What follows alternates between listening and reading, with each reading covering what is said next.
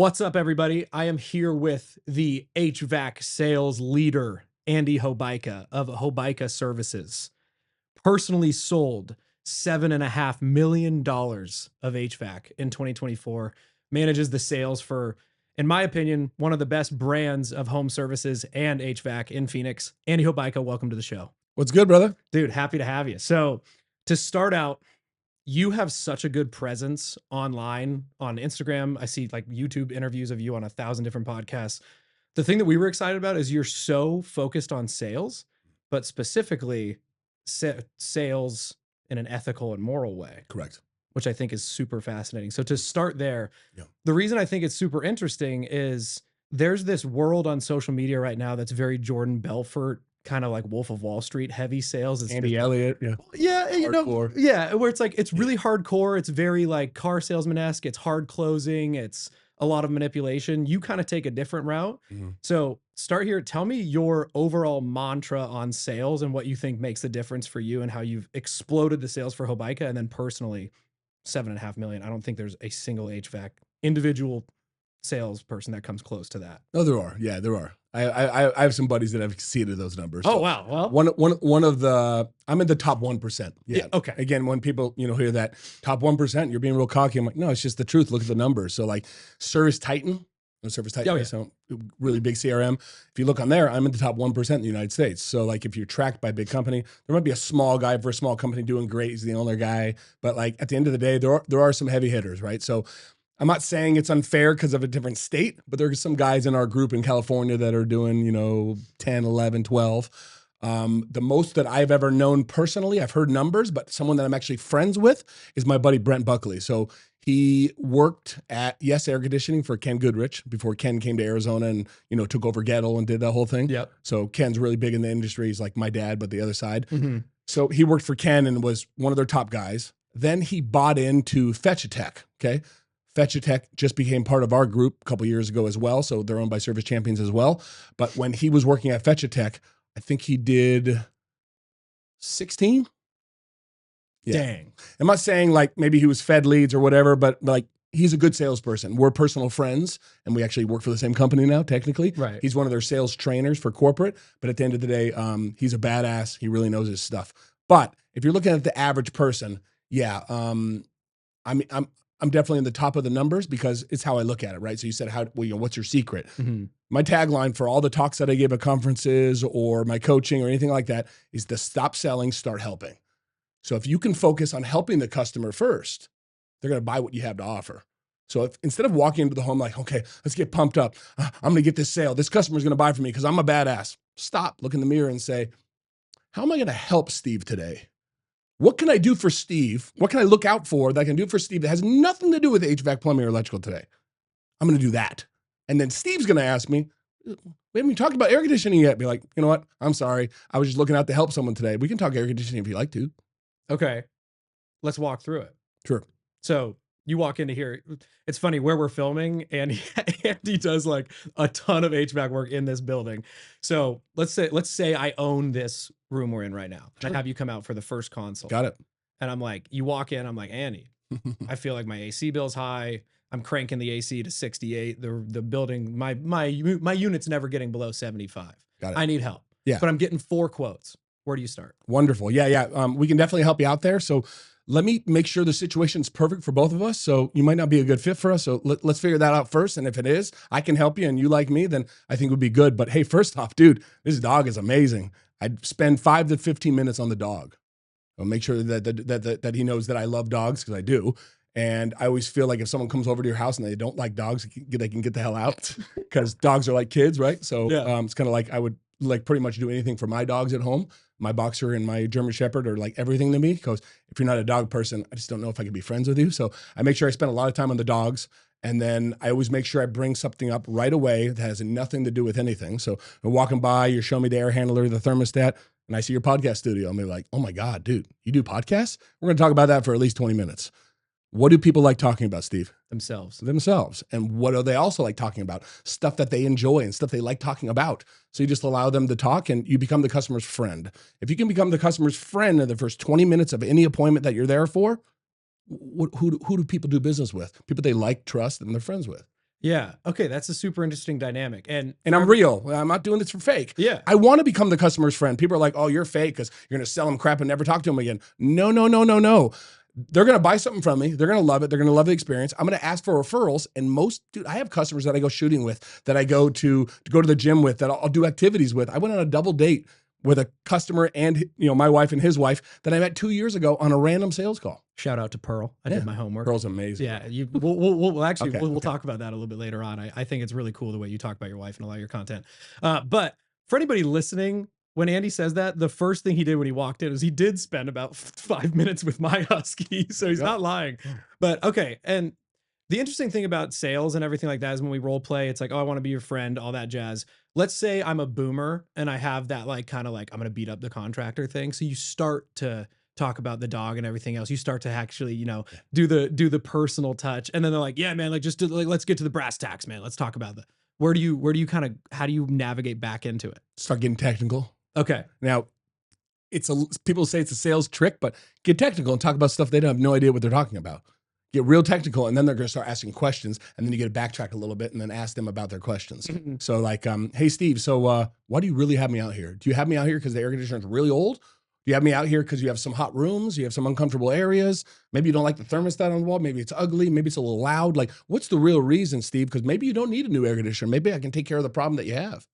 Interesting. You know how many times I've been to a home to where someone thought they needed a new air conditioner because their electricity bill was high, and I found out that they just needed more insulation and a couple new returns? Okay. That's a huge thing in your industry. Yeah. Like that's like, if you talk about the like stigma of like the bad HVAC or like the bad home services, a lot of the time it's the techs come out and they sell someone something they don't need. The problem with that is it's the big dogs, right? So most of my big competitors, they pay their technicians on commission and performance-based pay. Yeah. Now I pay my installers on performance-based pay. That's how we pay them at Hobaica. But our technicians are hourly plus spiffs. Now they do get spiffs on upselling a few things that a customer needs. So how we do it is if someone comes out to your home and let's say they find a bad capacitor. Well, regular capacitor is $200 and an upgraded one's $350. Well, the one that's $350, is it really that much better? It's a much better built capacitor. It's made in the United States instead of China, but it also comes with a lifetime warranty on that capacitor. It's never going to go bad again. The technician gets $20 when they upsell you to that. But to be honest, for the homeowner, I would always recommend that one because this one's going to go bad in the next year and a half, 2 years. Again, you can get one that we're going to replace at no charge for the rest of your life. If it goes bad 3 times, then it's 3 worth, nice, easy trip charge, come out and do it.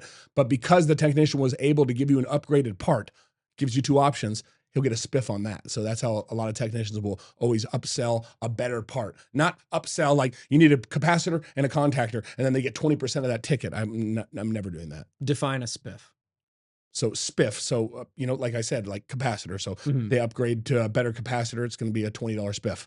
Maybe they install. So I come out to your home, you have a 5-year-old air conditioner and there's no problems with anything. You don't have a surge protector either on the house or on the air conditioner. I was bringing it up to you. Hey, Steve, real quick. When this was installed by whatever company you used as a technician, did they offer you a surge protector? And they'll be like, oh, what's that? What do you mean? Be like, well, I see over here on your computer right here, you have it plugged into a power strip. Why did you do that? Why did you plug it in there? Why didn't you just plug it right into the wall? Because I needed like 8 outlets. Yeah, that's the reason you did it? Okay, well, usually the person's answer is because there's a surge protector in there. Oh, okay, yeah. So there's a surge protector in that power strip. So if it does get hit with a surge in the area in the building, or it gets hit with an electric, during a storm, it will damage your computer.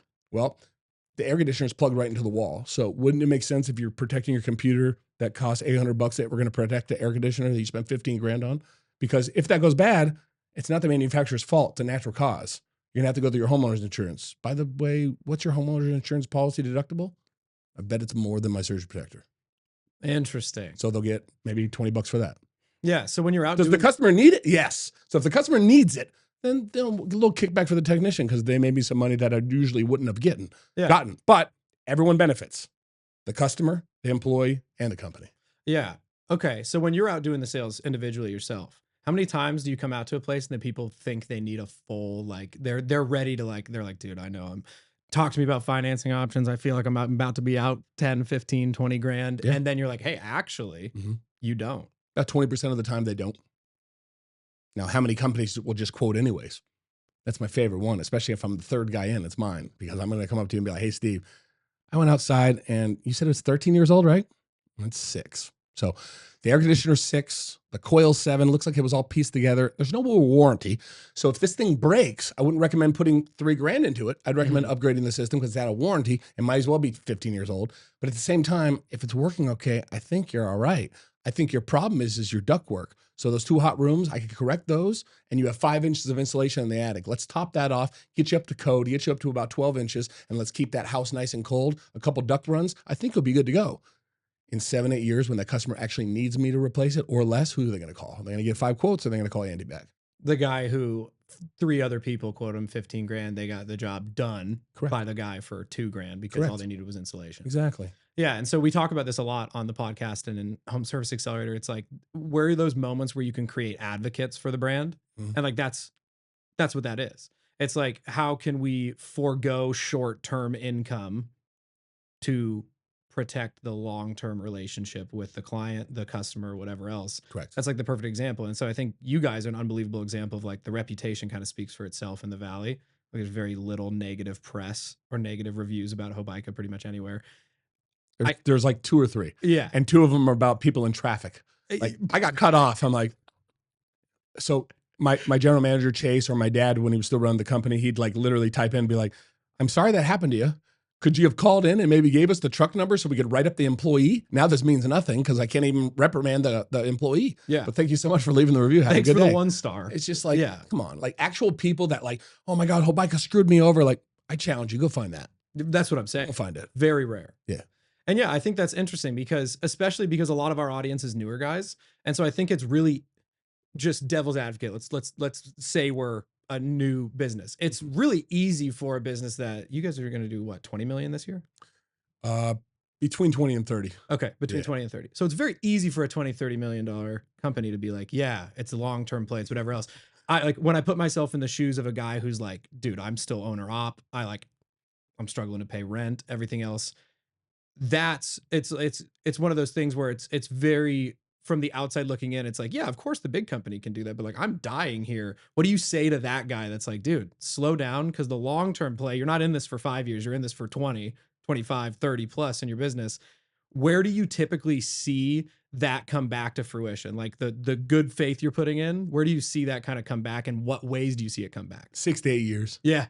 Yeah. And the problem is they're focusing on that quick money, right? I need the money. I need it now because I need to stay afloat.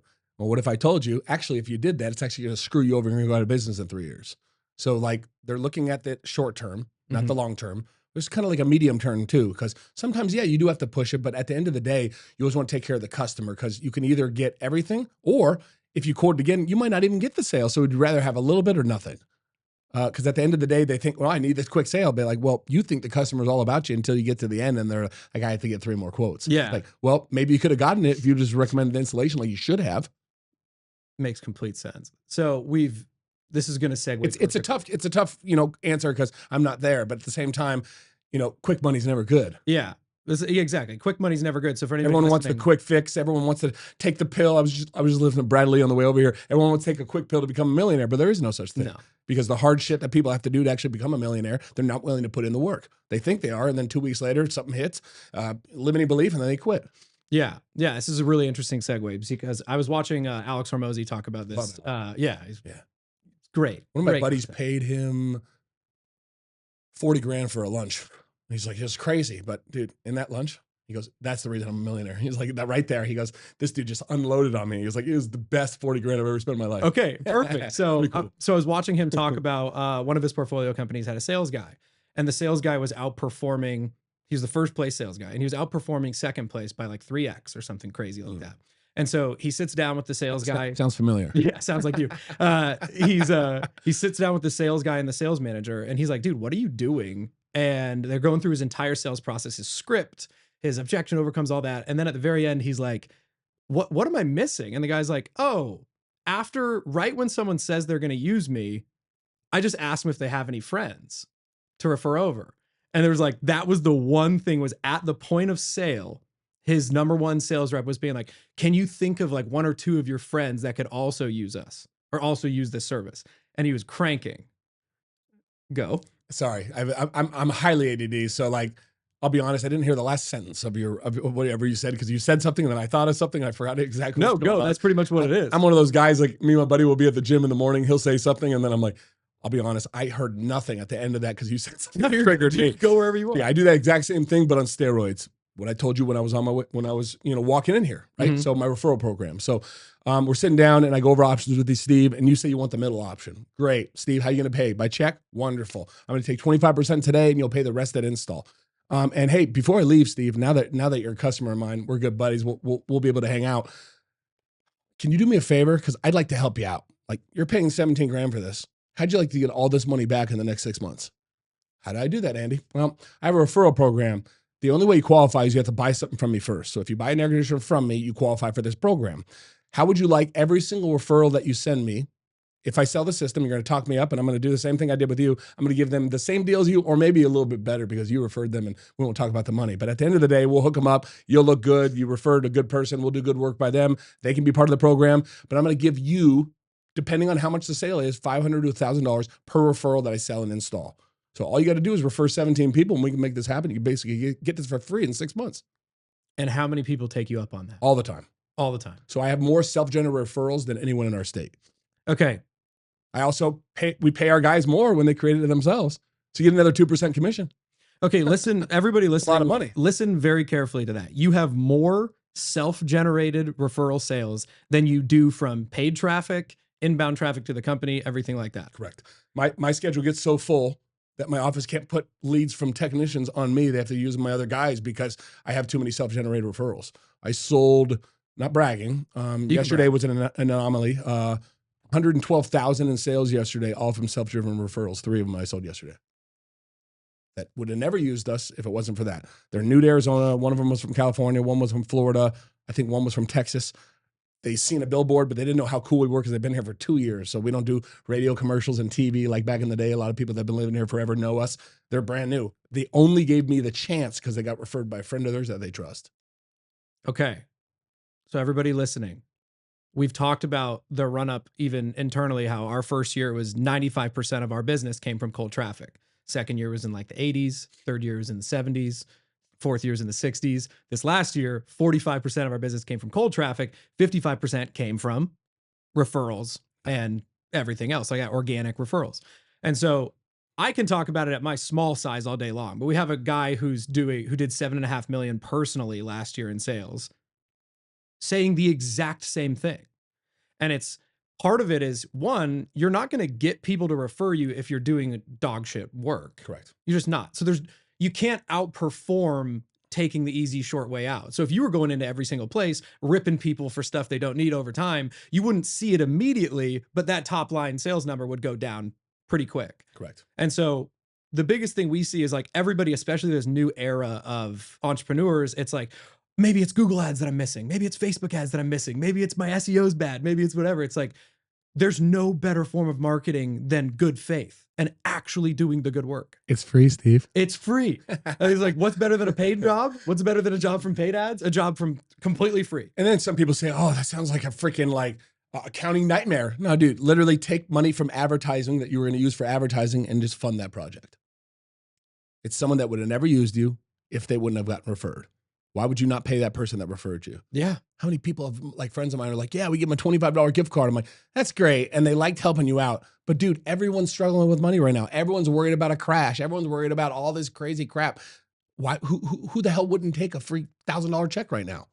Yeah. I would. Let's go. I mean, dude, Andy's doing work in our building. He says one of the guys has referred him like probably 9 or what was it? I hope you listen to this podcast. Yeah. Mike Beasley. So Mike Beasley's on the board. And yeah, he's referred me 17 times and I paid him out every single time. But all the people are usually from like Canada or from somewhere else. They just vacation here and they got to have a multi-million-dollar condo that they play golf in, that's why they come here. But those people would have never called me. They never even heard of my last name. Hey, Mike said you guys were good and you did a good job by him. And I heard how quiet it was. How much is that? Right. 17 free jobs from a referral campaign. free, meaning you give them kickback, but the kickback's different when it's So- a referral because it's a guaranteed. You only pay the kickback when you have a guaranteed revenue. I talk numbers, but people like get like you're being cocky. But at the end of the day, if you're sales and you're watching this podcast, like so do you, dude. It's called commission. So let's say I average 10 to 14% commission. Well, 17 jobs at 20 grand a piece. Do the math. Like, what are you doing? Like, it's a self-generated referral. Your company would have never even saw that. Yeah. What are you people doing? So we pay our guys an additional 2% commission if they create it themselves. Yeah. And even if you're like a new sales guy or anything like that, like 2% on an average ticket at 20 grand, that adds up. Yes, it does. Pretty quick. Correct. And so I think that's really interesting. Like we're 17 jobs at an average ticket of $20,000. And they all came from the first interaction being a positive interaction with the customer. Correct. And again, 20 grand is not an average ticket of an air conditioner. It's more of that 12 to 14. But these people are buying these systems because they want quietness. They don't even care about the efficiency. Half their freaking building is like a glass wall, like that side of the east side. But at the end of the day, they want quiet. And when you have a variable speed air conditioner, if you want to talk about air conditioners, you have good, better, best. The top of the line is a variable speed inverter driven compressor, and then inverter driven variable speed blower motor that has 8 speeds. So it can ramp up and ramp down. And when it's running at that 1 to 3 speeds, most of the time, unless it's 3 o'clock in the afternoon, you cannot hear the airflow. So that shh in the hallway, they don't hear anything anymore. And that's what they're paying for. Yeah, I can tell you. People pay for comfort and happiness. And if their wife isn't complaining about the noise level in their room when they're watching TV, what's a husband going to pay for that? Yeah, and I can tell you with confidence. Happy wife, happy life, baby. Yeah, and I can tell you with confidence, the air conditioner in this one is loud as hell. Because I know what it is. So the square footage of this place, I know what it is. You know how big it is? No, what is it? This one right here? Yeah, what is is it? right about 1,000, okay? Okay. You have a 5-ton air conditioner in your closet and on the roof. 5 tons. 2,600 square foot, what it cools in Arizona. But every single building, every single condo, some big, some smaller, all have the same unit because the GC basically got a deal when he bought a couple thousand 5-ton units. Interesting. Okay. So you have 60,000 BTUs of cooling and all this airflow just pouring in this small space. It's like, like a balloon only blows so big and you're still blowing with the straw and you're still going. It's going to pop. Well, instead of popping, it just short cycles. On, off, on, off, on, off. That's what mine does. Woo. That's what mine does. There you go. Yeah. That's so funny. Okay. So this is I actually wrote this down because I think this is really interesting. Someone commented on one of my posts about deposits. You guys take 25% deposit. Correct. And unless you get approved for financing. Some people still take deposits. I'm like, no, they're financing. They don't have the money. Well, yeah. And when they're financing, you guys are going to get paid in full. Yes. So you just make sure it's signed before you do the job. Yeah. So the interesting thing about that is I think a lot of newer entrepreneurs, when they don't have the proof of concept over a lot of years, they're like, oh, like every time I try to get a deposit, I get pushback. So I don't take deposits. What pushback? Exactly. Give it to me. What do they say? Pushback. It's a trust pushback. It's always a trust. I can't give you the money because I don't trust you to do the work. Yeah. It's like, so it's, again, remember our audience is largely younger cats, a lot of brand new. Got it. And they're like, a guy commented on my Instagram, like, that's bad practice, taking money before the job. And I'm like, well, first of all, you know nothing about running a business if you think. Depends on what they do too, right? I have to buy equipment. Yeah. I return the equipment. I have to pay a 10% restocking fee. I order the crane. I cancel the crane. I got to pay $150. There's all these little things that add up on your gross margin. Like I just paid $700. You canceled a job. Like, and now I'm screwed. Yeah. So for example, with us, like we did 200 something jobs in a month and a half period last year, took 50% deposits on every single one, never once get pushback. And then I go speak at a conference and these guys are like, it doesn't work in my market. My market doesn't like to give deposits. Like, no, you have a framing issue. You have a sales issue. You have a trust issue, something. Limited belief. Right. 100%. 100%. Yeah. And so they probably got one like crackhead type customer that pushed back on them. They didn't like the way it made them feel. And then they changed their entire business's model, or entire sales model off of it. Or you're presenting it wrong. Okay. Maybe it's your mood. Maybe it's your face. Maybe it's your verbiage that you're using. Well, yeah. I'm gonna need $2,000 before we start the job. Versus, hey Steve, now that we signed, we're all good to go. You're gonna pay by check, right? I have to collect 25% down payment because I have to order all this stuff. The air conditioner is going to cost this. I have to order the ductwork, the elbow on the roof, the crane. I have to get all this stuff ready. The only way we can do it on Friday is if I pay for all that stuff now. Mm-hmm. So that's what your 25% is going to. I make my money when we install the job, and then you're happy, and then you're going to leave that 5-star Google review, right? Yeah. Yeah. But let's be real. Like in my business, and I'm assuming yours, you never get pushback on deposits. Not one time. Ever. I can't remember Not the last once. time we did. Not once. And so I think it's a framing Now, thing. I do know some people that still get a cash down payment when they finance people. I'm like, what? And they're like, what if they cancel? I'm like, well, that's the risk you got to take, bro. Like, yeah, I could see that. But again, with the financing, like, I don't know what you guys use, but with the financing things now, we don't offer financing for the Christmas lights because I personally feel like if you have to finance a temporary Christmas light install, I probably shouldn't sell it to you. so pause, everyone. We're going to reverse this whole thing. It's not about you anymore. It's about Steve. He just fucked up because he just hit a freaking trigger point for me. All right. Steve, why don't you finance? Is that the real reason? Yeah, no, I just like personally, so on a temporary, but no one asks. It's no, but you know how much bigger jobs you could do if you did? So personally, I don't think so because it's temporary. You close 100% of your jobs? No, not because you don't finance. Well, I don't think if we offered financing, we'd close 100% of them. You would close another 20% of those that you don't close? Yeah, potentially. Oh, Potentially. 100%. And I try it out. If it doesn't work, I'll pay for it. Like it'll work. Yeah. I mean, but dude, honestly, maybe I need to take a little bit of my own medicine. It's a limiting belief of your own. And dude, this is me on podcast. I'll call people out. Yeah. I got one of my hosts to cry a couple weeks ago because he called me out. I'm like, what about you? And I asked him and he's like, I don't want to talk about that. I'm like, no, we're talking about it. Let's dig into it. Yeah, no, yeah, personally, I've use finance companies that don't have merchant fees. Maybe it's a 12.99% interest. Maybe someone wants to do a huge job and they say no to you. I want to think about it because they'll have the money in 3 months. They just don't have it yet. And they want to pay by cash. Finance it for 3 months. How about we do a 3 month, no interest, no payment, and then it rolls into a 25% interest loan. So you're going to pay it off in 3 months anyways. And there's no prepayment penalty. Do you think there's a categorical difference between a completely luxury service and a necessity? Nope. No. Nope. People finance everything. People finance fucking Amazon purchases now, bro. You ever buy something on Amazon for $150? You could make four payments on a firm. They do that because it works. Yeah. I bet 10 years ago, they're like, that's a stupid idea. We're not doing that. Everyone has $150. Everyone's going to go on Amazon if they have cash. No, bro, they finance everything. You're missing out on a lot of opportunity. We probably are. So yeah, I'll take a little bit of my own medicine. Sorry, we're not on a freaking tangent, but dude, No. like, gotta help. No, I mean, dude, I'm not going to sit here and tell the 7.5 million personal sales guy that I know more about it than he does. So like, maybe. I finance 90% of my jobs. 90% of my jobs, people are making $500,000 or more. And they still finance. Yes. Why the fuck would you use money when you're making money in the money market and making money in investments? Especially if the market's down like it is now. Goes up, goes down, goes up, goes down. Why the fuck would I want to touch my money? Maybe I'm making 12 or 13% of my money in the market right now, and you offer me a 9.99. Sounds like a lot of interest, but I'm making an additional 3% than you're offering. Let's go. It makes a lot of sense. You know, the Coachella too. Yeah, yeah. People are financing their Coachella tickets. What was the stat, Jake? Dude, I financed my EDC tickets back in the day. What was the stat? What was it? How many? It was like 70-something% of Coachella. I went to EDC back in 2016, 2015, party days, and I financed it 4 payments because I didn't want to pay for it all up front.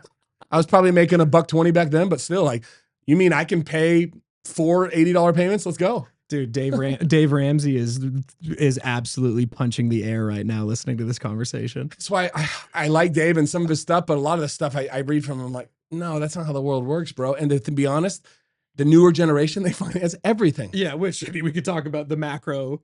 How many times I've had people call in, they've gotten all these quotes from these tiny people, and they're like, hey, I don't even want your guy to come out if he doesn't finance. Like, that's in the notes because he asked for it because 2 people said no. Yeah. No, it makes a lot of sense. So on the topic of self-limiting beliefs, you do a ton of coaching. Steve's gonna start financing, guys. Heads up. Yeah. So yeah, I'm gonna start financing. Andy and I are gonna talk with my contacts. Okay. Yeah. Like, is it like Hearth or something like that? There's a couple. Upgrade's a really good one. You got Service Finance for the big ticket items. You got Aura. You got some different ones. Yeah. So just so I can defend myself a little bit, on the permanent jobs, we do offer financing on the permanent lights. Okay. The temporary, we don't. But we can change that, Andy. We can change that. You're going to. So yeah. Okay. Okay, so Andy, dude, I doubled my freaking numbers. Let's fucking go, baby. honestly, it's a very hey. So temporary. I'm sorry, we have to go down this. Yeah. The podcast is going to be extended. He did this to himself. So how temporary? What's the time period? Month and a half. They're up. Like, we're typically installing in most of our installs are second half of October, month of November, and then they're down by January 2nd to January 20th. Yeah, so maybe they finance it in 3 payments. When they get them put in halfway through and then at the end. Yeah, or just use the company that gets them on 12-month whatever. And Correct. just as long as we get paid in full, Yeah, that's fine. It's so a framing thing. How often do I have to go down this where you opened it up? Yeah. Those people use you every year? Most of them. It's about our retention rate because Arizona's so transient and Yeah. we're in so you would know this. Yeah. Paradise Valley. How many of your Paradise Valley customers spend every Christmas in Arizona? I get it. Yeah. So what we calculate, like our retention's about 55%, something like that. Mhm. But about high 20% of that lost business is not in town the next year. So they're like, oh, we're Christmasing in Chicago. We're Christmasing in the Bahamas. I'm like, You ever think about like starting a membership program?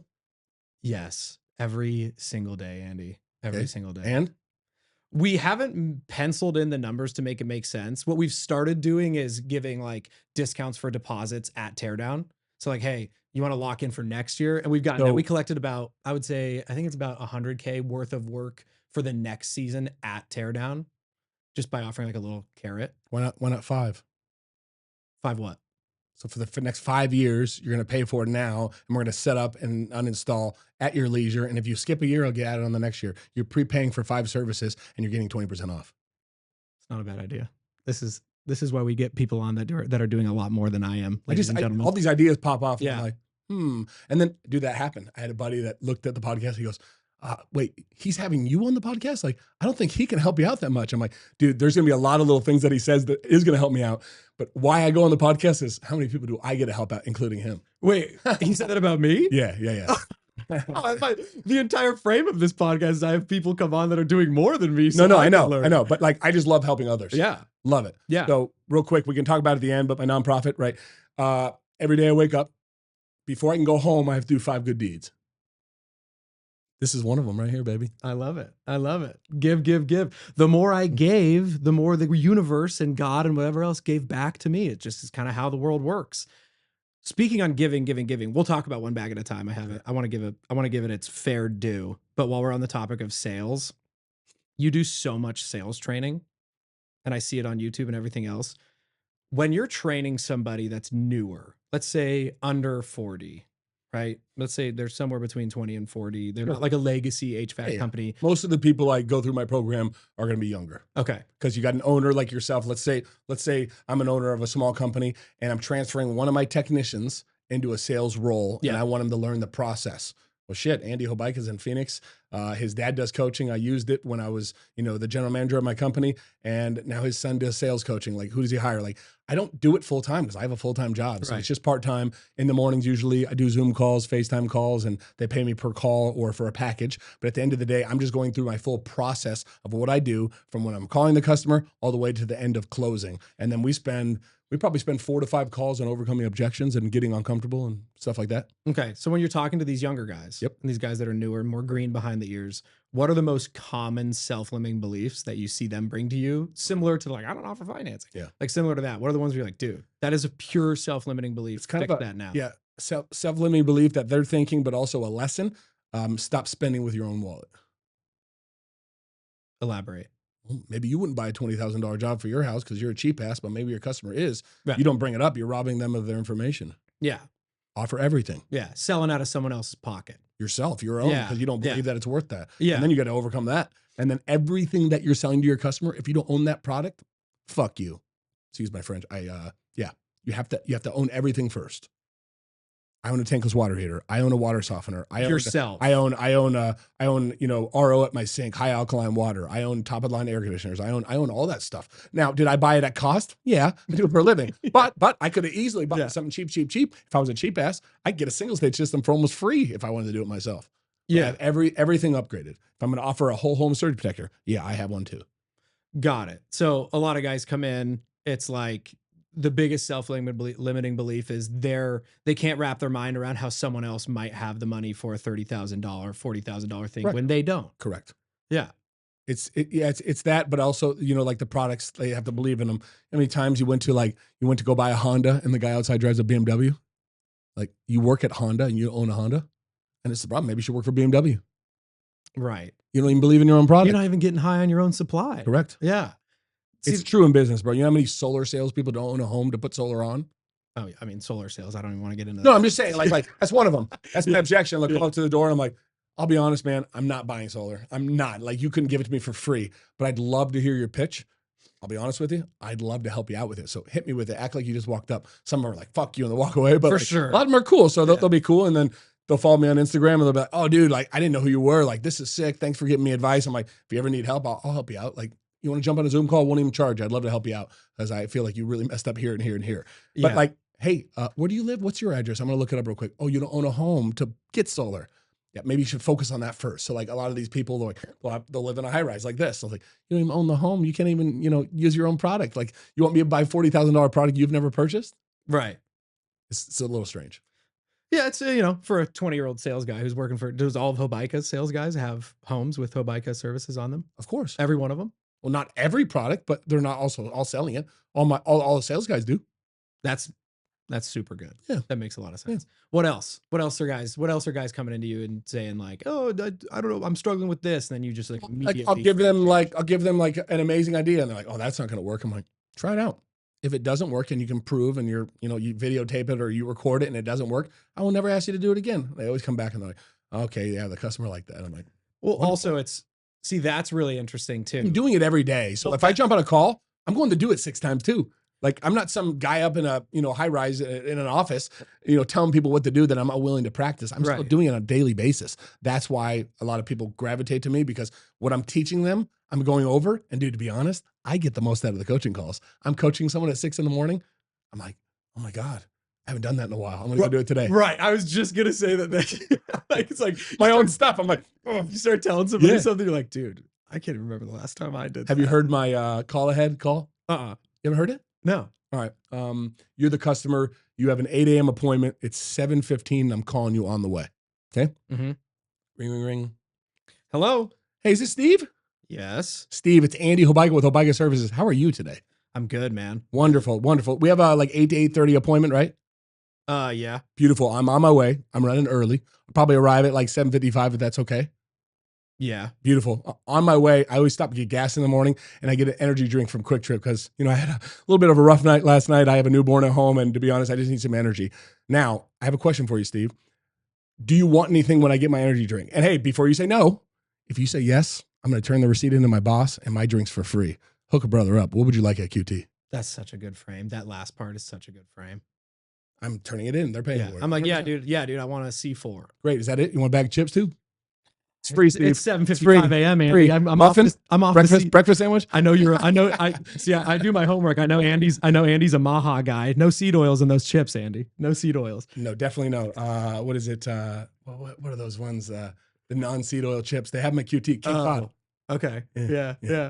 Okay. So then, for everybody listening, you're doing that so that when you get in, now you have good faith, the law of reciprocity. You served them first. Steve, Andy, what's up, brother? Hey, dude, energy drinks, that bag of chips, no seed oils, brother.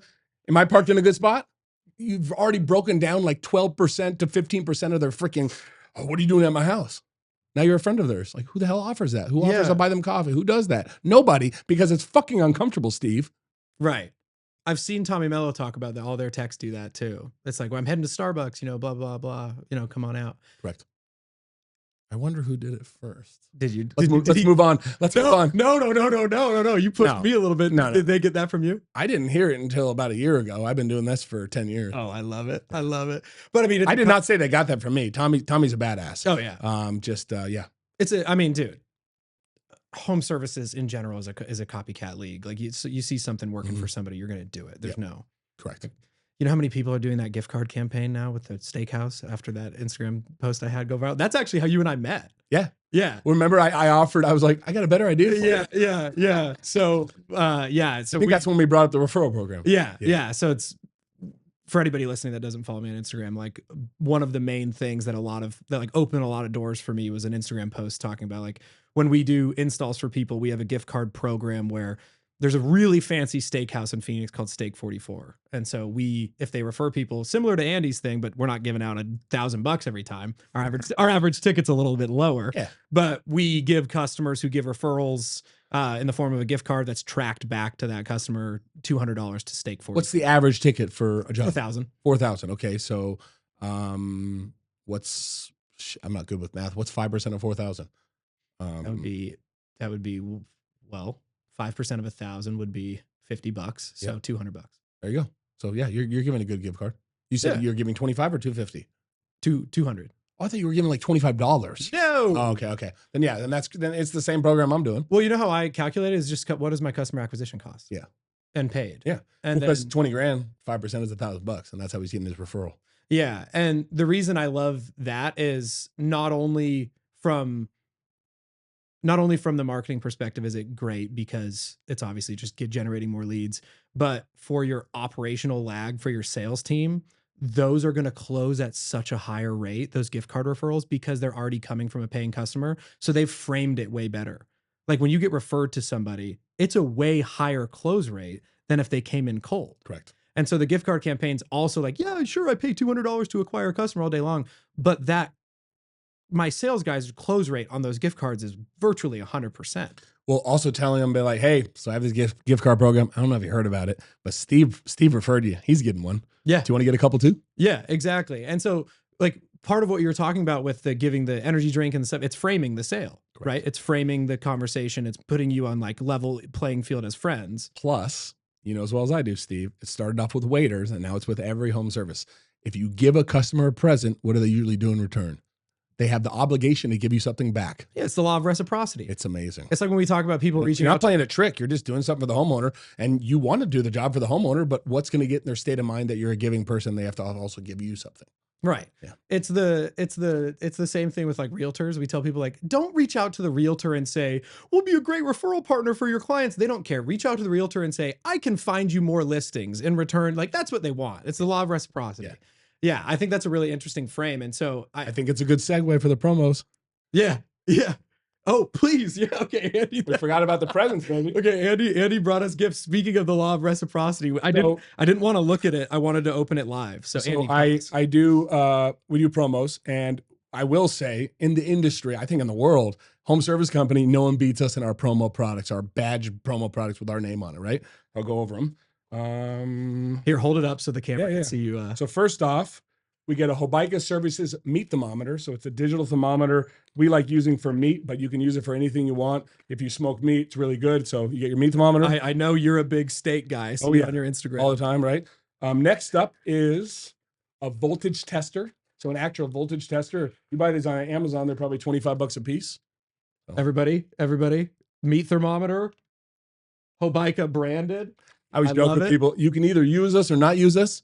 My name is going to be in your junk drawer for 10 years. The voltage tester? Yep. I like that. Best is coming. Wine bottle thermometer. Oh, dude, what? Yeah. It's a watch for a wine bottle. All Hobaica branded as well. So, dude, you and Jake as well get 2 water leak alarms. These are amazing for also to cover my ass if we do a plumbing repair, but for customers. You take this water leak alarm, you unscrew it. There's a battery included. Install the battery, screw it back in. Put these underneath your sinks or behind your toilets. If it goes off, beep, beep, beep, middle of the night, it means you have a water leak. Turn off the water. You don't have a flood. Water leak alarms. Dude. And then a couple little things. So I got you a Hobaica magnet, little heart magnet, and an American flag pin, just like me.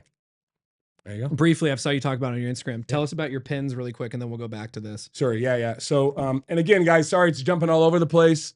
It's a superpower of mine, but it also hurts sometimes. No, I love it. It's called adult ADD, and it is what it is. So, little free Hobaica gift card on a lot of free services. Dude, so I always wear an American flag on my left near my heart because I'm a proud American.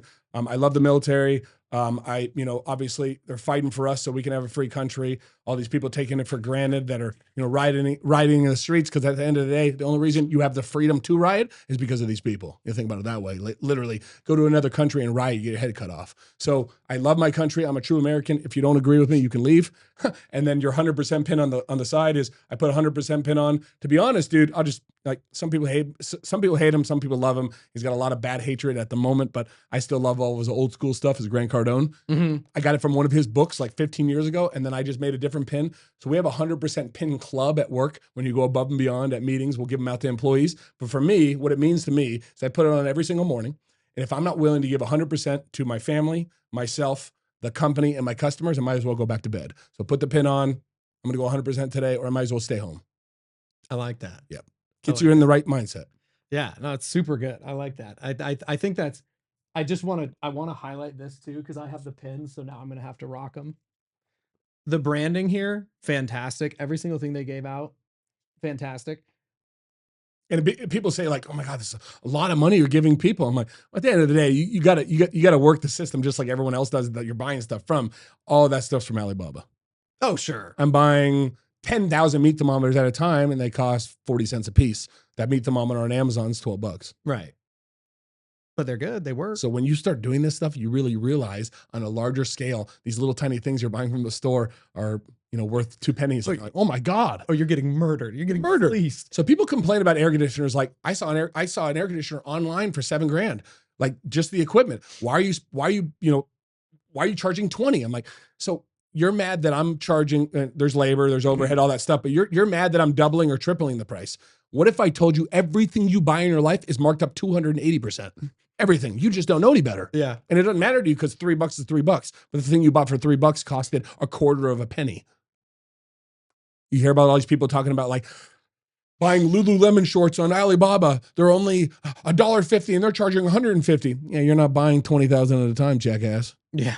Yeah. So, it makes a lot of sense. If you have the money to upfront buy in bulk, then that's definitely the way to go. But now what are you going to do with 20,000 of that thing? Yeah, exactly. All right, so let's operationalize it as well for everybody listening. Are you giving these gift bags at the point of quote? Before I quote, after I measure and get all the information. Okay, so you're giving it. Go out to my truck and get my bag real quick. Steve has an iPad, has a couple things, and then I actually got a present for you, so you're going to like this. Go out to my truck, present just like that, and then go over quotes. So now I'm giving them prices on systems, and I just gave them 10 free items. I like that. Yeah. And so so for everybody listening, they're doing a lot of gifting before even talking about price. Correct. I like that a lot. Andy, I got a good one for you. Andy, it's a lot of money. I just got to think about it. Give me something like that. Yeah, Andy, you guys, your presentation was fantastic. I appreciate that. We've had a lot of companies out really hard on it. Yeah. We've had a lot of companies out here. Great. My wife's beating me up because you guys are about, $5,000 more than some of the other guys. Makes sense. I hear it every day. Mm-hmm. So you just want to think about it a little bit? Yeah, we're just going to keep gathering quotes. My wife and I are going to talk. Completely understand. So, Steve, one thing that we didn't go over is when I was out to my truck, I actually found out that the system we're offering you, I have it in my shop in stock right now for the reason of someone else purchased it and actually upgraded to an even higher level. It's called VRV. We can talk about it. It's not worth the money, but he wanted the best thing in the neighborhood, so we had to give it to him. Mm-hmm. So now we have what you're actually buying, what you're going to buy from me, whether you like it or not, what we're going to install in your home. I already have it at my office. So instead of restocking that, I could actually give you an additional discount. Now, before you say yes or no, let me call my boss. I'm going to find out what extra discount I can give. And after I get that number, you talk about it with your wife. If you still want to wait, that's fine. But if you want to move forward and take advantage of the extra discount, that's great. While you're talking to your wife, I'm going to go out and get another 11 water leak alarms out of my truck. I'm going to install them for you underneath all your sinks while you're talking to your wife. Yeah, I think that'd be fine. Or no, Andy, leave. Great. Well, at least you tried, right? So that 99.9% of people will not do because what? It's uncomfortable. But for sure. Love getting uncomfortable. I love the pressure. All right. So let's keep going on the role play. No, I'm good, man. You're good? Yeah. So, wouldn't you regret it in like 2 or 3 days if you had a flood in your kitchen? I could have installed a water leak alarm, would have caught it in the middle of the night. I'm not offering you, at the end of the day, dude, go over and talk with your wife, bullshit with her, still say no, you're going to get 10 free water leak alarms. You're not losing anything here. And then if I say no again, are you going to be like, all right, cool. Maybe. Is that about it? Like you'll push twice? Maybe 3 or 4, depending on what your mood is. Right. So push again. Dude, I don't want to put you out. I'm good. Okay, so Steve, here's the brass tacks. Obviously, I want to do water leak alarms because I'm trying to stall some time so you can rethink about it. What's the real move here, Steve? So obviously, I'm going to be more expensive than these little guys because I'm offering more value. You understood that with my presentation, right? Yeah, that's what I said. You guys definitely have the best presentation, but at the end of the day, it just comes down to price. I understand. So how about you meet with your wife? I can do the water leak alarms or I can't. I'll step out to my truck. I'll wait for another 30 minutes. Shit, I'll go to lunch and come back. I just want to be able to offer you the best thing. And the thing is like I said, that system's in stock. I can only give you a special discount if it's still in stock. So how about this? How about you talk to your wife? Obviously, $5,000 is not going to work. Difference. What difference would work? What is adding Hobaica to your home and doing this in the 72 years in business, 73 years, and doing it right worth to you? Why don't you go talk with your wife? Maybe we can work out a number in the middle somewhere. Again, I'm trying to give you the best deal possible. As soon as I leave and I give that system to someone else, this is off the table. You're still going to use me. Why not use me with a better price? Okay, perfect. Pause role play. At that point, if they were like, if they said it was 5,000, what are you coming back with in a discount? Like 1,000? Well, they're not coming back. They have to go talk to their wife to tell me what discount they want. Oh, like you put the ball in their court. Like, what do I need to get it done? Well, can we do it with a $3,000 difference? I'm giving them $2,000 off. Well, Mhm. do I have room to work with that? I'll always push back and negotiate. I'm not going to just say, okay, yeah, let's do it. The buying power, right? So say, instead of 5, can we do 3? Yeah, I talked to my wife. I'd say like instead of 5, like maybe 3. Okay. So Steve, I don't know if I can give you an additional $2,000 off. I might. It might be closer to 1,000, but let's just say this. If I'm able to get you close to $2,000 discount, are you saying you'll commit? Because I'm not going to embarrass myself on a call.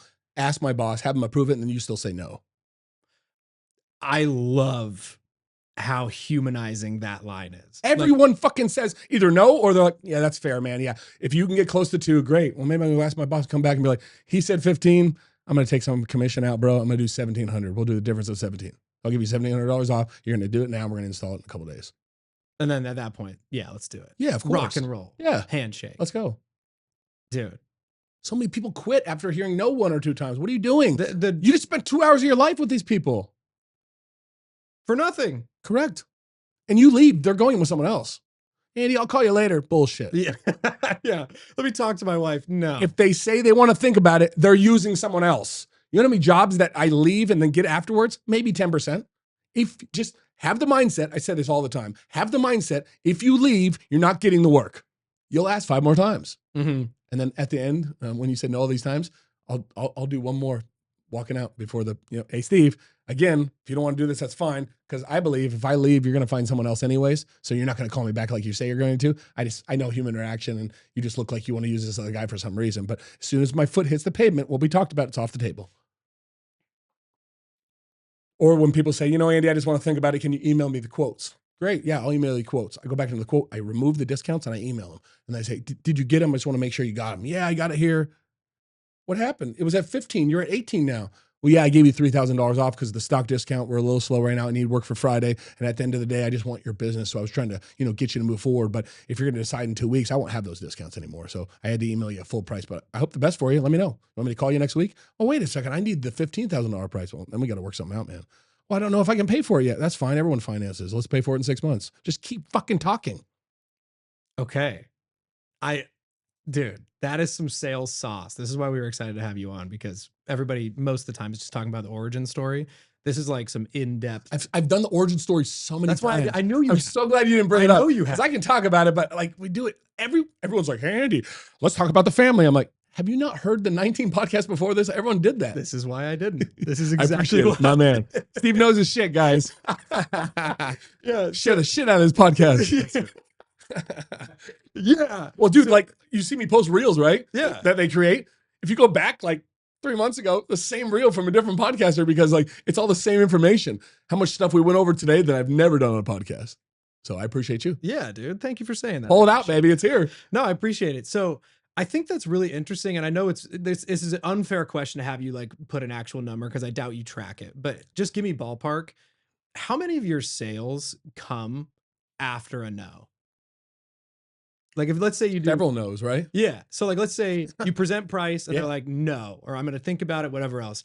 What do you like ballpark? I do track it. Oh, you do? Like 65. how many? 65%. 65% of your sales. More than half say a no, and I have to overcome 2 or 3 objections. Really? Hell yeah. No one wants to spend money. You have to show them why now is the time.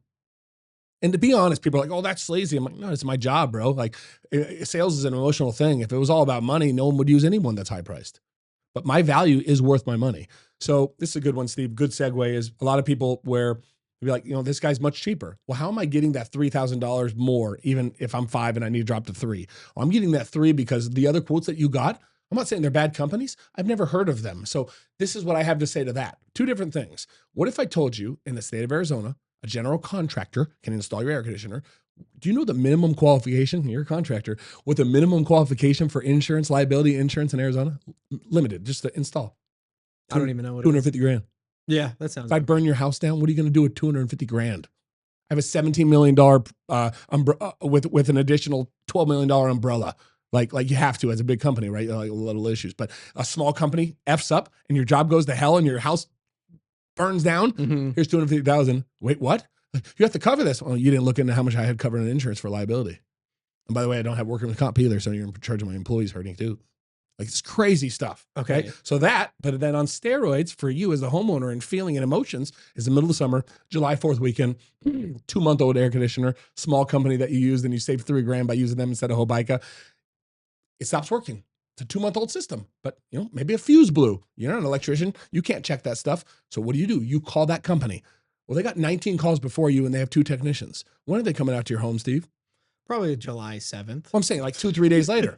If you buy an air conditioner from Hobaica, you're guaranteed 24-hour response time, most of the time same day. So within 24 hours, we'll come out to your house, assess and fix. And obviously, it's covered under warranty. It's a brand new unit. Okay, we're going to get technical sales here. Sure. So as far as framing, right? So internally with us, one of the things we saw really increase, because we're super high ticket compared to Christmas light companies. So the difference between like what we're doing is like your industry has dogs in it, private equity money, absolute titans of industry. Correct. Some of the best entrepreneurs in home services are in HVAC. Like that's not a secret for anybody. And if they're not, they're getting into it right now. Yeah, it's HVAC, plumbing, electrical. That's where like the guys who are flying private, you've never heard their name. Probably those industries. Correct. Our industry, mostly fly by night. I think in Phoenix, there might be 2 temporary Christmas light companies, maybe 3 that do over 7 figures. Maybe. Everyone else, there's one commercial company that does just like Fashion Square and stuff like that, obviously. One of the things we've framed on the sales side is without talking bad about the competitors, we want to really convey what fly-by-night Christmas lights can do liability-wise. Correct. And so one of the things that I've had my sales guys say is like, hey, I would be remiss if I didn't tell you about these, like tell you about what we see out here. Like when you're getting other quotes, we know you're probably going to get other quotes. And they're framing this before they even come out, like when they're phone framing them, right? Say like, hey, when you're getting other quotes, just promise me this is what I would tell my mom if she was getting the service. Don't just ask them if they have insurance. Make them provide proof of insurance. Because let me tell you a story. We had a customer get a quote from us 2 or 3 years ago. We were about 20, 25% more expensive. They had the other guy come out. The other guy stapled the cord on the roof where it was sagging, punctured the cord, fire, right? Of course. Right. And so we say like, hey, like, look, you guys do whatever. Before I come out, I would just caution you, like, we've been doing this for a long time. I would just caution you guys, like, don't just ask, have them provide proof. That's what I would tell everybody. That's what I told my mom when she lived in Seattle, when she was getting it done, all that jazz. And then you're like, air quote, like shitting on the competition without like mentioning it by name. Because what some like newer guys would do is be like, oh, that company? Oh, you're going with ABC Christmas lights? They're terrible. Here's why. Then you just look like an absolute POS. Instead of saying they're terrible, say how much better you are and why. Yeah. And so you can kind of lead. So instead of saying a name, just say, I hear a lot of my competitors are stapling everything. The reason we don't do that is because of this. And I've seen this happen. And you know what? I have a video. Let me show you of something we found. Like, I don't want that to be you. So I'll tell you right now, the only way I can guarantee it get done right is if you pick me. That's all I know. I don't know any other factors. I just know if you use us, it'll get done right. And let me show you why. We have all these reviews. Look, happy customer, happy customer, happy customer. And to be honest, I have 3 of them on standby that I can call and you can talk to them on speakerphone right now. Show you how good of a job we did. Here's the material we use. This is why we don't staple. Yeah. Fun stuff. And so do you find that kind of like framing happens prior? Like what's your sequence of the sales process? So like, you get a new lead, right? And you're booking the appointment. How much selling do you do pre-framing on the phone before you come out versus the first in-person interaction? Like what's your order of events there? So let's like, can we role play it? Sure. Okay. So like, let's say I just reached out to Hobaica. Does it get assigned to you, I assume? Like round robin or something? Yeah, correct. Okay. Yeah. So it got round robin, you got me. Right. Someone set up an appointment. Maybe the office set up an appointment. And so the first initial call, what's your process? So am I running that call that day, the next day? Doesn't matter. Let's say today's Friday, you're coming out on Monday. You're going to pre-frame me on the phone. Wonderful. Yeah. Ring. Hello. Steve, Andy Hobaica Services. How are you? I'm good, man. How are you? I'm wonderful. Hey, I saw something come across my board. Looks like Monday I'm going to come out and discuss with you how I can make you more comfortable and you should drop your electricity bill like in half, like, right? Yeah. I'm getting a few quotes. Oh, beautiful. That's wonderful. Can you give me a reason why you called Hobaica today? Yeah, my wife and I were just grabbing a couple quotes where we need a new unit. It looks like we've had some people come out. Yeah. What if I told you there's 32,000 people you could have called? Why'd you call Hobaica? Why were we one of the lucky quotes?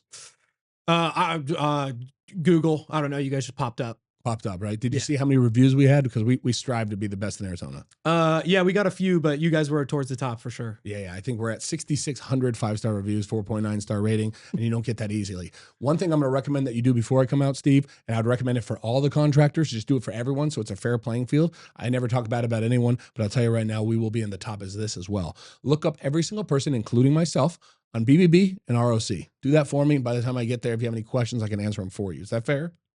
Yeah. Beautiful. Anyone can have good Google reviews. Yeah. But no one can get rid of a BBB complaint or ROC complaint in the 5 years. Are you providing them links? Of course. Okay. So cool. When we hang up, I'm going to send you links for mine. And if you delete my name and type in a customer's name, you can do that as well on anybody in the red shirt contractors. How many times I've had people say, like, I'm going to use this company. Be like, great. They're cheaper and they sound like a great company. They have a lot of good reviews. You mind telling me the name real quick just so I can look them up? Last thing I'd like to do is stop you from getting screwed over. I'm not saying they're a bad company, but I don't know who these people are. Gives me the name. I look them up on ROC. They have a license in California, not in Arizona. And I'm like, what's this? Call them on it. You can three-way me in. I'll be your freaking son-in-law for 2 minutes on the phone. Let's go. I won't even say I'm Andy Hobaica. I'll be Jerry for 5 minutes and I'll call them out on their BS. I'll say that I'm a contractor that does framing and I don't see why they're not licensed in Arizona and see the bullshit that comes out of their mouth. Let's see their answer. I've done that with people and people are like, well, we're licensed in California, but like it's secondary license in Arizona. I'm like, I don't know. I don't know if that's true. Like, I heard that you have to be licensed here too. Like, is it just because your corporate's there, or are you actually licensed in Arizona? Because if my house burns down, my house will never burn down. I'm like, okay, cool. So I'll give you the work, but you have to sign something saying that anything bad happens, you're 100% covered for that. Well, I don't know if our insurance will be about that. Exactly. Okay. So just dig in, man. I'm just stopping my customer from getting screwed over. Right. And if it's legit and it's good, great. You want to use the cheap guy, great, go for it. You've heard on other podcasts, how many times I've had people that were cheap customers, were not willing to pay extra for Hobaica, but because I did so good at pushing that, they referred me to 5 other friends that did use me. Yeah. You talk. I watched a clip of you talking about like people that have said no to you and not done work with you because they literally just could not afford it, couldn't even get a proof of realized afterwards that they shouldn't have used that company because now I had to fix their problems. Yeah. How many times I went to a customer house, quoted them, or I had one of my guys quote them and they ended up using someone else, saving a couple $1,000. And then 3 years later, they just want to get service done. The company that installed their system is out of business, no longer in business. So they have us come back out. Yeah, we made it, a bad decision, but you know what? It works okay. I go up in the attic. They reused the supply and return plenum. They didn't install secondary drain pan. They didn't install float switch. They didn't replace the hangers. They're being supported by wood instead of a metal strapping. They didn't replace the disconnector fuses outside. They didn't replace the pad. They didn't replace the thermostat wire, the refrigerant lines, all this stuff. And I'm like, to be honest, I don't feel comfortable leaving you this summer without fixing these things because all this is going to create a big problem. It's going to cost you $6,000. You could have just spent $2,000 extra and got it done right. It's crazy. So I'll get testimonials from those people and show customers. Oh yeah. Video. Yeah. Hell yeah. That's super cool. I think the technical sales sauce you've given in this is super unbelievable. The thing that I kind of wanted to change gears a little bit, we don't want to talk about the origin story. They've been in business for, what is it, since the 50s? My grandfather founded the company in 1952. 52. Yeah. So we don't need to talk about all that, but I want to talk about you specifically. You've talked about the challenge of the last name coming up. Yeah, man. I got fired 6 times. Yeah. Obviously, like you've talked about it in length. You got beat up. You got held to a way higher standard, everything like that. Now you've made me very the person I am today. Right. Now, current version of you shows up to the podcast, delivers unbelievable sauce to everybody. The people watching this, like unbelievable sales value, like that we've had on our channel, unmatched in any other interview we've ever done in terms of sales sauce and everything else. Current version of you, what are you working on now? Not what got you here, because now sales expert, industry leader, coaching everyone else. What's the thing you're working on now at this current stage, whether it's personally, professionally, everything else? Like, what are you bettering yourself with right now? Like, what's the project? Well, not saying I'm taking a step back, but I'm enjoying life to the fullest, to be honest. If I can help more people, I know I'm going to be a better person and be, known for helping people. So whether it's with customers, my nonprofit, my family, friends that are struggling, people from my past. Have you heard my 2 to 3 random calls every morning? No. You ever heard that one? No. So go into your phone tomorrow morning and search through and just scroll real quick and stop it and be like, haven't talked to that person in a couple years. Shoot them a text. Good morning, Steve. We haven't talked in a while. I'm not looking for anything from you. Just hope you're doing amazing. If there's anything I can do to make your life better, let me know, brother.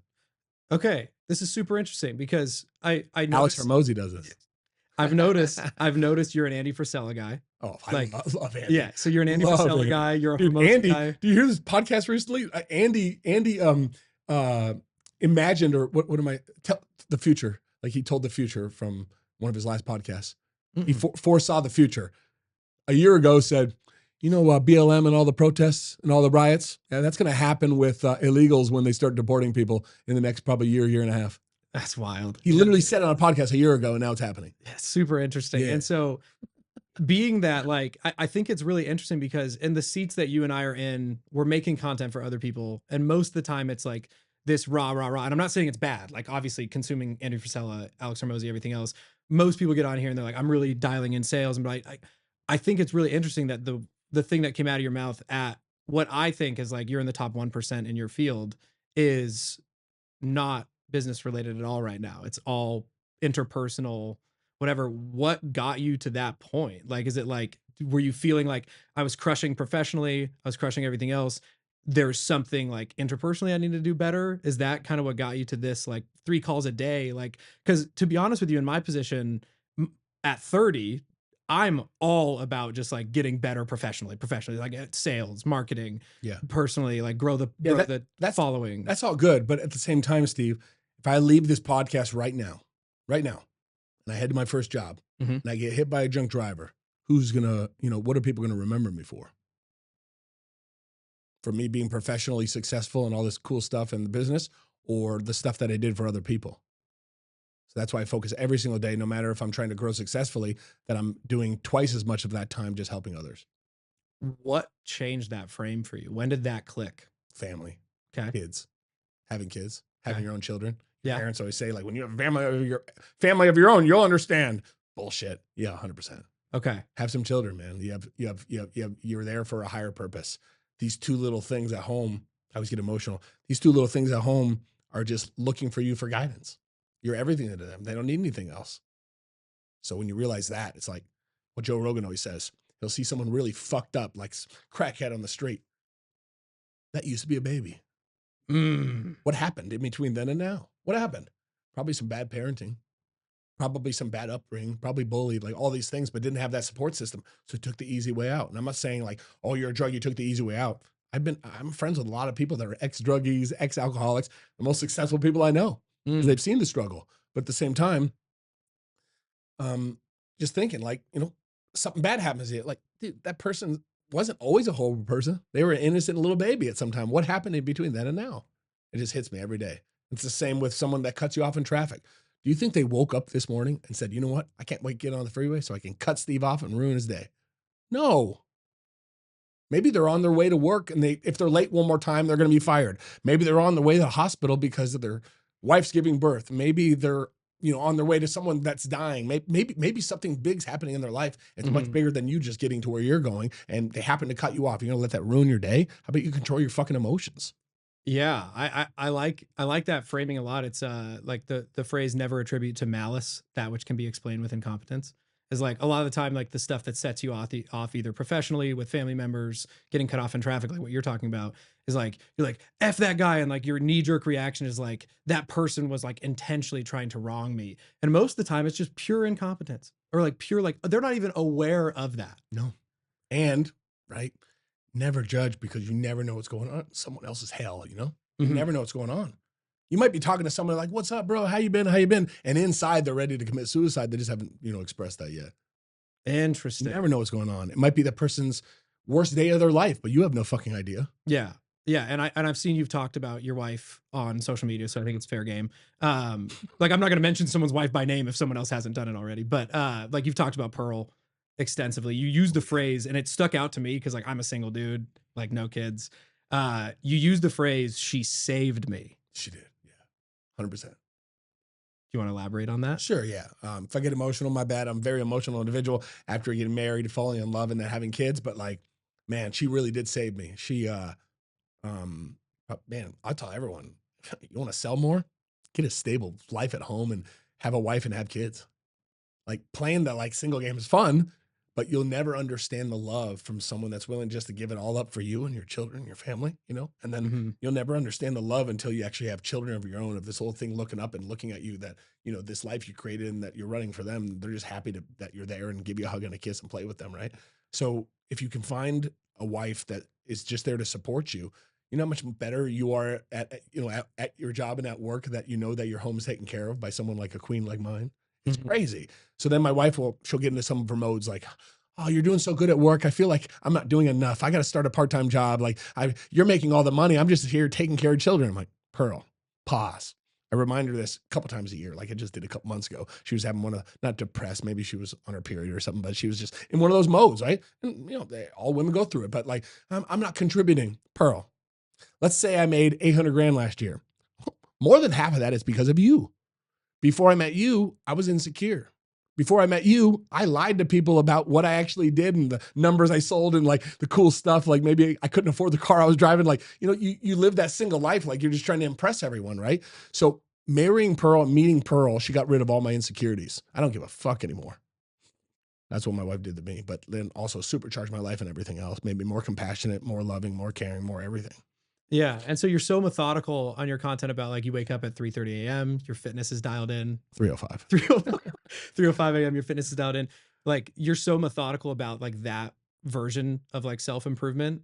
Is it the same in a marriage? Is it the same with a family? Identical.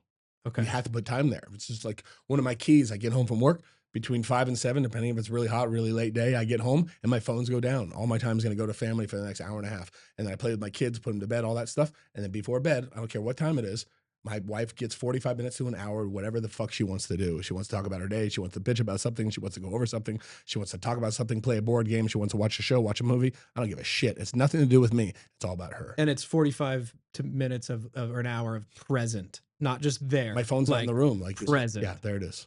Interesting. It's good stuff, dude. Yeah. Yeah, I think that's really interesting. It's funny. Your buddy Jason Von Payne. Oh, good old Jason. He said sexy business status, baby. Almost identical to what you said about that's why we get along so well. Getting home, putting the phone down, all that jazz. It's just a really interesting perspective for me because it's just not the stage of life I'm in. And so it's very interesting. Yeah. I'm fascinated by that. I talked to Jake. He was nodding behind the camera when you're talking about the family and kids. Like clearly it hits with everybody who has kids. Bro, it's kind of like when people say like you die for your kids. Well, yeah, dude. Like, oh, so I'm not an angry person anymore. But when I was like 21, 22, 23, training in MMA, fighting and raging in the cage, stupid stuff, drinking too much, going to bars, like all the stupid stuff, right?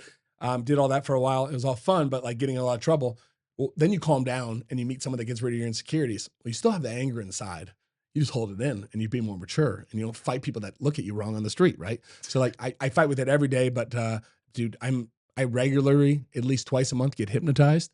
And it helps me with my anger, my patience, and my control with my family and outside work. Hypnotized? Yep. So James Junta, shout out to James. He's one of the most world-known like hypnotherapists. He actually has a TED Talk. He's real big on all over online. He's real big. So he's actually in Phoenix off of like 16th Street Northern. I go to him at least twice a month. Hypnotizes me, gets you into a state of mind of like calmness, happiness, and that you're in control of your own life. It's powerful. It works every time too. I actually am going next week. But real quick, so like getting to that state of mind is that I still have that anger. You don't just get rid of it and you're just Mr. Calm now. I still have to control it. I was taking my daughter to go get the mail. So every day is our normal thing, go out and get the mail together when I get home from work. So she grabs my hand, we're walking out to get the mail, and this stupid freaking Honda, probably me at 16 years old, flying down my street. I put my hands up, like, what the hell? Slow down. He locks up his brakes. Two gym heads get out. They're like 18, 20 years old, hard asses. Fuck you just say it? I'm like, oh, shit. In front of your daughter. I'm holding my daughter's hand. She's scared. She gets behind me. I'm like, shit. I shouldn't open my mouth. But it's just a reaction. Like, dude, what? Slow the fuck down. Right. He stops. You got a fucking problem? I'm like, it's going to go two different ways. I don't want to see my daughter see me beat the shit out of someone or get beat up, or like, it goes so many bad ways. I paused and said, real quick, before you say anything else, just hear me out. Hear me out. I shouldn't have said what the fuck. This is my neighborhood. I don't care about me. You could kill me right now. I don't even care because I know where I'm going afterwards. All I care about, my entire world.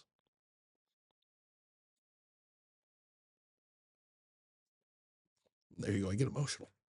You It's do. right here. This is it. Yeah. This is it. This is all I care about. So if you slow down a little bit when I'm walking my daughter out to get the mail, I'd appreciate that. Otherwise, you can do whatever the hell you want. But this is everything to me. I don't care about anything else. I would die for this right now. This is my everything. So when you have kids, you have that. And it's just like, man, like instantly, like, slow down. I'm going to rip your throat out. Like, you get all mad, but like, this is everything to me right here. Everything. So it's just, this little thing that you're in charge of now. That's a good frame. Thanks, bro. That is a good frame, man. Yeah. And I think that's really cool because, what we talked about earlier, it's like, a lot of guys. You have some tissues in here. I was going to say, I don't think we do. The only closest thing I have is the Hobaica bag. Okay. I think one of the things we talked about earlier was like this, we're in a male dominated trade. It's a lot of like rah, whatever. And then you have, guys come on here. And I think it's really interesting that like very emotionally driven by family, their wife, everything else.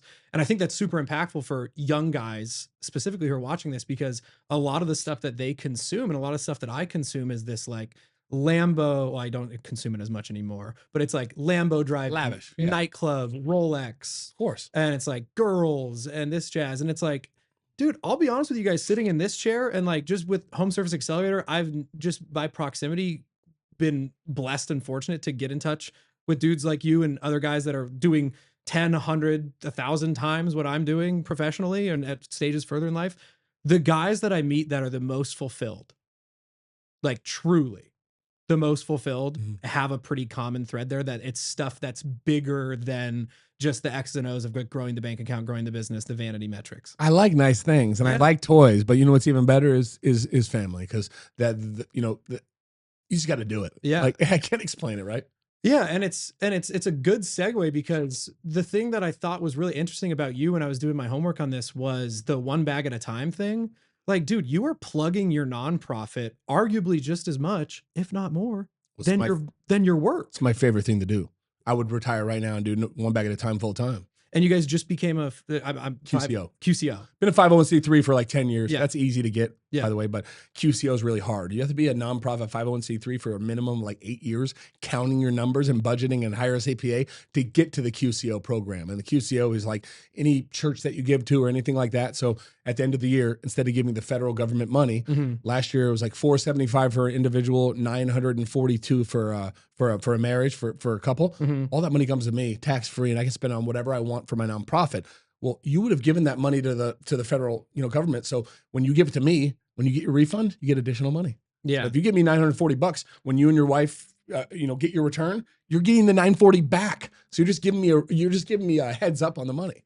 Yeah. For my nonprofit to help the homeless. So Natalie, when we're cutting this, Natalie and my team, get with Barry, the CPA. We'll do that at the end of the year. Beautiful. Absolutely. Love that. For everybody listening, talk about one bag at a time. Founded it when I was in my early 20s, even in my party stages and stuff, because even though I was partying, I found out what I really loved. Well, we grew up, so Catholic family, I'm Christian now, but Catholic family, went to church every Sunday, and then every Sunday after church, what we do? Well, we would always give back. So go to the soup kitchens, go to Andre House, go to a homeless shelter, do something. And back then I thought it was fun. I'm like, oh, this is cool. Like, it's something I got to do. And to be honest, I was the black sheep of the family. I was always grounded. So after church, I actually get to go somewhere and do something versus sitting in my room and grounded the whole time. Like, so always in trouble, right? ADD. But like, I always loved it. So I get into high school, you get into sports, girls, working out, cars, and like, you lose it, right? Well, I started getting on my own when I was 21, 22, had my own house, had roommates. I'm like, I really miss doing? I miss giving back. I might be partying on the weekends, but I still missed it. Missed it. So it started with me just packing bags with my roommates. So like, I would take a paper bag and pack it with like a sack lunch and maybe some essentials that people wanted, maybe some socks, and staple it. And we'd drive around, and anyone asking for money on a corner, we'd give them a bag. And we'd stand there and watch. They'd open it up and they'd be like, what are you doing this for? I'm like, do you like it? And they're like, yeah. I'm like, you're smiling. It's worth it right there. So that's where creating smiles on a Sunday came from. And it's so powerful to where we took that and put it on steroids. And now, 15 years later, once a month on a Sunday, onebagatatime.org, one bag at a time on Facebook, one bag at a time AZ on Instagram. Once a month, we do an event, usually on a Sunday, because in the summertime especially, I work 6 days a week, Saturdays usually too. And we go downtown, we'll set up like 5 to 10 tents with tables. And it starts off with the water, now it's cold water and ice chests. and then it goes to a bag, one bag at a time bag, just like a Hobaica bag. Come down and they have 5 or 6 different food items, toiletries, essential goods. So when you leave, as a homeless person, you're going to have 2 bottles of water, cold bottles of water. You're going to have a bag of chips, a granola bar, nuts, anything that's in an individual package to where I actually handle food because I don't want to hold a food handler's card every time and get in trouble by, FDA and stuff, to where they get all their individuals. And then Alibaba from donations, we buy in bulk little mini, hotel size shampoo, conditioner, razors, shaving cream, deodorants. Baby wipes is number 1. So people 2 bags of baby wipes because it's a shower in a box. Yeah. Do socks, we'll do shoes, we do all that fun stuff. And then we recently partnered with Dogs Days Out Arizona by Monique, and she takes care of the homeless dog. So if you're homeless and you have a dog, they'll put little booties on the dog, they'll do a collar, they'll do leashes, they'll do, little jackets in the wintertime for the dog. So they take care of the dogs, we take care of the people. And then we also, when we're all done, you scoop around. My parents are really big into Pure Heart Church. It's where I go now too. So Pure Heart has a prayer team, and almost every event they come out, they set up their own tent. So when they get out of line, if they want to get prayed over, they can go over and get a prayer session too. Dude. And how many people, like in the last one, how many people are you guys serving at that? The last event was like 800 to 900 people. Damn. Look at the pictures on social media. This shit's wrapped around the block. I saw your video on the Instagram reel of you're like, we're out here on a Sunday and the line was wrapped around. All the way past the Capitol, all the way around. Yeah. Yeah. Uh-huh. That's super cool. Yeah. And that's just like pure, not Hobaica stuff. That's just pure give back. That's just pure, 1 bag at a time. So founder, Andy Hobaica, co-founder, my buddy, Ted Young. He's my financial advisor. He owns a Raymond James and, manages my money, met him in networking, and then found out about 1 bag at a time. And Ted's like, Andy, I got to get involved. I don't want nothing to do. You don't have to give me anything. I don't want to, get famous with it. I want to help you. Yeah. He's the one who helped me become a 501c3 in QCO because he's good with paperwork. I am not. I hate paperwork. I got declined 3 times. He got me qualified in like 6 months. I like that. So it really, it's a good segue. We don't have to go too far into it, whether it's with business, personal, nonprofit stuff you're trying to achieve. Surround yourself with people that are good at things that you're not good at, but then they can add value to your life. What can you do for them to add value to their life first? And then they'll be able to add value to yours as well. It's money. Super good. Like my buddy's like, oh, I hate creating PowerPoints. I'm like, great. Find someone that needs something that's really good at PowerPoints. You can hook them up in their life, make them a better person, and then they create PowerPoints for you. What are you doing? Why are you wasting your time doing something you don't want to do? That makes sense. Why are you mowing your own lawn when you're freaking making good money? Like you should be, it's like, what's your time worth, right? Like the whole meal prep and like mowing your lawn, doing your yard work. Like I got to save money. Well, how about you pay someone $40 to mow your lawn and make some cold calls? Shout out to Dan Martell. Let's go, baby. Buy back your time. Yeah. No, I like Dan talk a couple times. Yeah. He's good. He's on that list with Hormozian for selling all them. Yeah. All right. I'm going to wrap. Listening to Brad Lee on the way over here. Oh yeah. Yeah. Dropping bombs. Yeah. All right. I'm going to wrap it up with one more. And I like to frame it this way because it's for me, but in reality, it's for the audience. So if you could go back to your 30-year-old self and change or teach that 30-year-old version of yourself anything that you know now, what do you say? I would read my number 1 audiobook of all time 3 times or listen to it, or audiobook, right? Or listen to it or read it. I drive a lot, so I'm big on audiobooks and podcasts. Mark Manson, The Subtle Art of Not Giving a Fuck. Okay. There's a chapter in there. I love the whole book, but there's a chapter in there that says what I live by. If you don't like cussing, just turn the podcast off now, because literally this is what it says word for word. I don't get it exactly, but this is pretty much the quote. If you wake up tomorrow, Steve, and you only had 5 fucks to give, 5, are you going to waste them on stupid shit, or are you going to save them for actually where you should actually give a fuck? So stop caring about the little things, because most of the things you're worried about and you're insecure about, the people judging you on it, you don't give a fuck about their, opinion anyways, but you're focusing on that. You're not doing those certain things, not getting uncomfortable, not asking questions, not asking for the sale 3 more times because you're actually cared about what they're actually going to say to you, when at the end of the day, you don't care. If you leave without the sale, you lost that customer. You're not going to talk to them again. So what's going to hurt asking 2 more times? Nothing. Get uncomfortable. The only way you're going to become successful is if you become comfortable being, getting uncomfortable. And then as well, just doing the things that everyone else is not doing. Because if you want to be part of the top 1%, you have to do everything that the people that aren't top, 1% that aren't doing. So you have to do the things that everyone else is doing. Because if you do everything that everyone's doing, you're never going to change. You're never going to be part of that group. All right. Yeah. So what are the 5 fucks that you actually give right now? I haven't given one today yet. Okay. What are some examples? Nothing's bothered me yet. Okay. What are some examples in the past that you deem to be? Customer calls in and says like installers are here and they're putting the unit in the wrong place. It's like, oh crap, I got to drop everything, got to go out there and take care of it. Right. Yeah. Got it. Maybe a customer says like, Andy, you said the thermostat was included. I'm like, well, actually, I put on the quote that it wasn't included and I saved you $200. Well, I didn't know it wasn't included. You know what, Steve, you're good. Leave me a 5-star review, mention Andy in the review. I'll do the thermostat for you. Hang up the call. Mm-hmm. Deal with that crap. Come on. I like it. All right, cool. That's every question I had. Do you have anything you want to any parting words you want to give to the audience? I appreciate you having me on. Of course. I love dropping bombs. I love spreading, good information. And if I had anything for anybody else, if you have a feeling or you have something that you want to do, just fucking do it. You can look at my reels, dude. I started like 8-9 years ago and then I started blowing up on social media. I was listening to a podcast with Gary V with Bradley on dropping bombs. And Gary V said, you want to be on social media? You want to have 20,000 likes on a post? Stop the podcast right now. Make a video and post it. Stop giving a shit. Maybe 3 people like it. Who cares? Keep going, baby. Yeah. Okay. Actually, start. Do it now. Let's talk about that for 2 minutes. Let's talk about that for 2 minutes. So I made a post maybe a couple weeks ago where for the first time and since I've been making content, and I'm talking like pretty much daily, close to daily Instagram reels, 2 YouTube videos a week. Congratulations. Audience, right? But for the first time, people are listening. It's a small crowd, but they're listening and they're commenting and whatever. And now it's easy, right? Yeah. It's the same thing with you. You have like 50K on Instagram, whatever else. You have an audience. Correct. I think back to when I started making content. I started doing it 5 years ago when I started the Christmas light company, and I couldn't keep doing it because I was so insecure because like I would post an Instagram reel and I had no home service audience, right? None at all. Like I'm not like, and again, my audience isn't big, but it's very niche and they pay close attention. And back then I would go on Instagram like an insecure little child and I would see that like my reel got shared 3 times. And I'm like, dude, that's just people. That's just like people in my life that were talking shit. Yeah. Like 100%. Like, oh, here he goes trying to be an influencer or whatever else. And those people will never see success. Right. So again, this is another bomb drop. Look into your life right now. I'm not saying you, everybody else, if you've already done this, sounds like you have.